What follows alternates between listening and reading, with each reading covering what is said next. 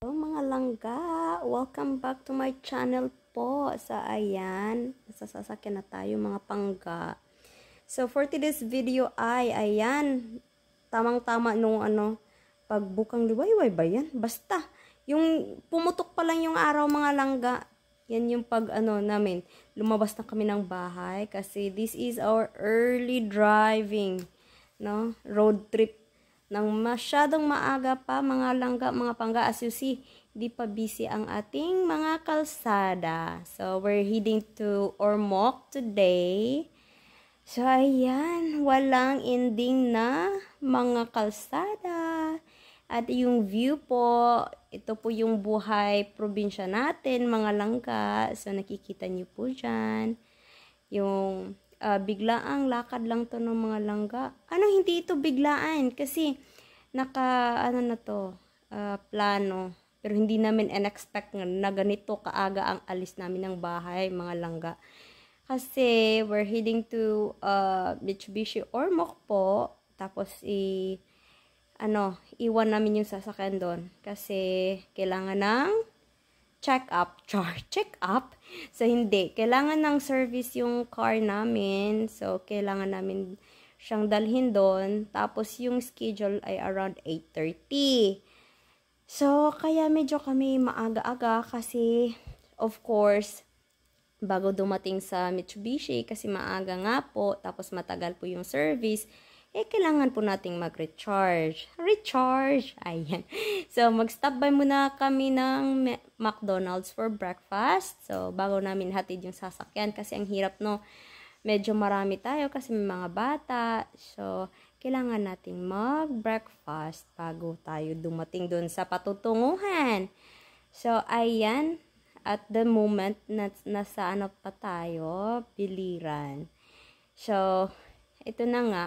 Kasi, itong jowa ko nga, ayaw niyang ipa-service sa iba yung sasakyan namin mga langga. So, yung sasakyan po namin ay magsi 6 years old na po. Pero, hanggang ngayon, tanging Mitsubishi service lang po ang pinupuntahan namin. Gusto niya talaga na yung mismong company ng ng sasakyan yung gagawa dun talaga sa service center nila namin dalhin. Although, according to his friends, pwede naman namin ipagawa dito, no? Yung mga simpleng, service lang, mag-change oil, brakes, mga ganyan. Pero ayaw niyang ipagalaw. Kasi nga, mas gusto niya doon sa mismong Mitsubishi. Kasi, ang rason niya ay, at least daw, yung sa company, tapos alam na nila yung history ng sasakyan. So, mas gugustuhin niya pa rin na pumunta ng malayo at magbayad ng mahal. Aray ko po, patay na naman yung bulsa natin nito mga langga. Kasi ito talaga yung problema, no? Pag may sasakyan, laging may expense. Kasi hindi tatakbo kung walang gasolina at hindi din tatakbo kung kokonti lang ang gasolina. Kailangan uminom ng maraming litro. Ayan, litro talaga. So, hindi siya kagaya ng motor na pwede mong lagyan lang ng 100. Ito hindi. Ito yung problema sa sasakyan, no? Mahal at the same time yung service ay mahal din. Kasi kadalasan yung binabayaran namin nasa 20,000 ng mga langga. Depende po sa klase ng service na ipapagawa. So, pag medyo maraming gagawin, mahal, ganyan. So, ayan na nga. Ito yung pagputok ng araw mga langga. O, tingnan nyo. Hindi siya ma-focus kasi moving tayo. Pero ang ganda talaga. Na-appreciate ko talaga lagi yung beauty ng yung pagputok ng araw talaga. Ayan, no? Tingnan mo, ang laki-laki pa. Nasa silangan, di ba? Di ba, ang laki parang sunset na. Sunset agad. Ayan, oo. Nasa 6 o'clock pa yata ito, mga langga. Bago mag 6 o'clock, ayan, mga ganyan. Ang sarap talagang tingnan, ayan. Tapos, yung, alam nyo ba, mga langga, pag nadaan ako ng mga rice fields, yung parang tinitingnan ko yung parang, yung namumulaklak na, Diyos ko, gustong-gusto kong amuyin yung simoy ng hangin malapit sa mga palayan. Kasi ang sarap, yung parang vanilla ba? Yung hindi masyadong yung amoy, pero napakasarap lang, parang malinamnam. Ayan yung bowl of gas, ayan, napaka-yellow, at ang laki-laki niya, ayan. Talagang lagi kong nilalagay yung cellphone dun kasi gusto ko talaga siyang makita yung, ba't ganun? Sabi ko, ang laki ng araw. Ayan, si Haring Araw, napakalaki.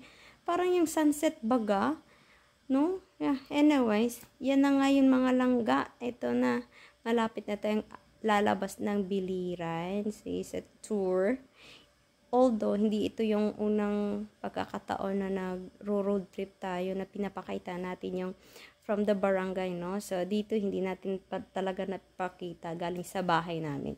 So, nakalipat na po kami. It's been 3 months since lumipat. So, hindi pa tayo nag-house tour. Although, meron na akong upload na housewarming. Pero, hindi tayo house tour muna ng mga langga kasi busy si mommy. Laging may, ang daming gagawin mga langga. Diyos ko, ang hirap talagang bagong lipat, no? Maraming expenses, maraming gagawin sa garden.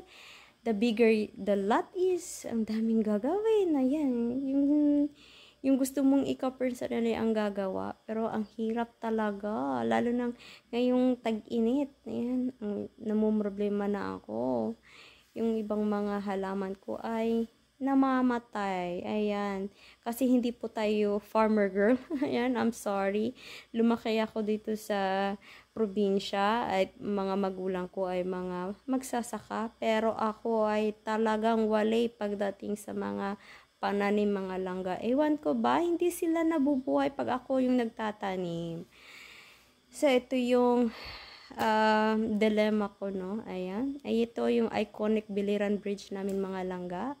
So, sana one of you can visit, no? Hindi man masyadong ang dami namang magagandang tanawin, pero as you see, kung napunta kayo ng ibang mga lugar na mas maganda, of course, sasabihin nyo hindi naman kagandahan. So, yung aming isla ay napakaliit lang, mga langga. Ang Biliran ay isang maliit na isla lamang at isang maliit na probinsya. So, kung gugustuhin yung libutin yung buong isla ay malilibot nyo ng isang buong araw po. Ayan, using motorcycle. Pero, kung gusto nyo mas madalian, syempre sasakyan. Pero, pag nagro-road trip, mas maganda po talagang nakamotor. Ayan. Kasi, nalalanghap, yung hangin, ayan. Kisa kasi pag nasasakyan tayo po, ito ay close, ayan, hindi mo na i-enjoy masyado yung, alam mo na, yung ng hangin, tapos yung tanawin, parang may nakaharang na ganyan. So, ayan, ito po yung ng aming isla. Ayan.